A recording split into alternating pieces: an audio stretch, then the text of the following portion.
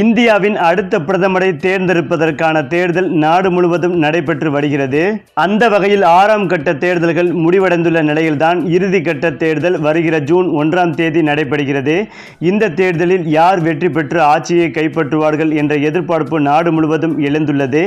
இந்த நிலையில்தான் நாளை மறுதினத்தோடு தேர்தல் பிரச்சாரம் முடிவடைய உள்ள வாக்கு எண்ணிக்கையை ஆவலோடு எதிர்பார்த்துள்ளனர்.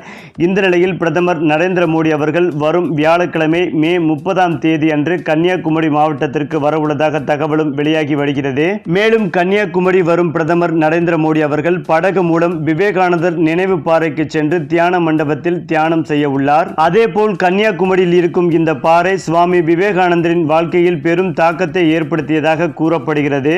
மேலும் கௌதம புத்தரின் வாழ்வில் சாரசாத் சிறப்பு இடத்தை பெற்றிருப்பதை போல சுவாமி விவேகானந்தரின் வாழ்விலும் இந்த பாறை ஒரு சிறப்பு இடத்தை பெற்றுள்ளது என்று மக்கள் நம்பி வருகிறார்கள்.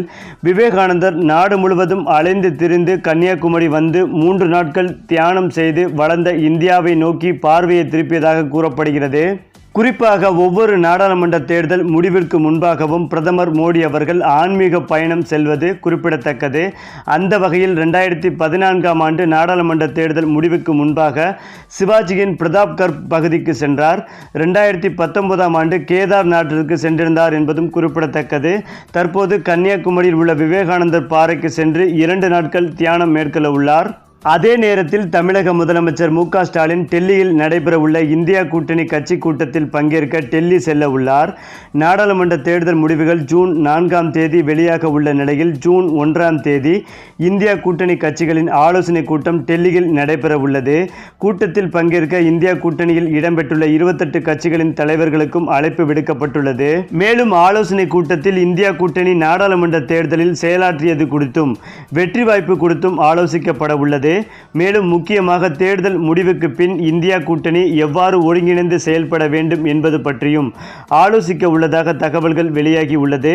இதனையடுத்து இந்த ஆலோசனை கூட்டத்தில் திமுக தலைவரும் முதலமைச்சருமான மு.க. ஸ்டாலின் பங்கேற்க உள்ளார்.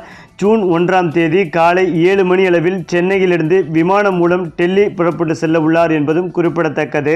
இந்த சூழ்நிலையில் ஸ்டாலின் டெல்லி கிளம்பிய அதே நேரத்தில் மோடி தமிழகம் வருகை தமிழக அரசியலில் மிகப்பெரிய திருப்பத்தை ஏற்படுத்துமா? வருகின்ற ஜூன் 4ஆம் தேதி எண்ணப்படும் வாக்குகள் யாருக்கு சாதகமாகும்? இதை பற்றிய உங்களுடைய கருத்துக்களையும் உங்கள் கமெண்ட்ல சொல்லுங்க. மேலும் இந்த வீடியோ உங்களுக்கு பிடித்திருந்தா லைக் பண்ணுங்க, ஷேர் பண்ணுங்க, மறக்காம நம்ம சேனலை சப்ஸ்கிரைப் பண்ணிக்கங்க.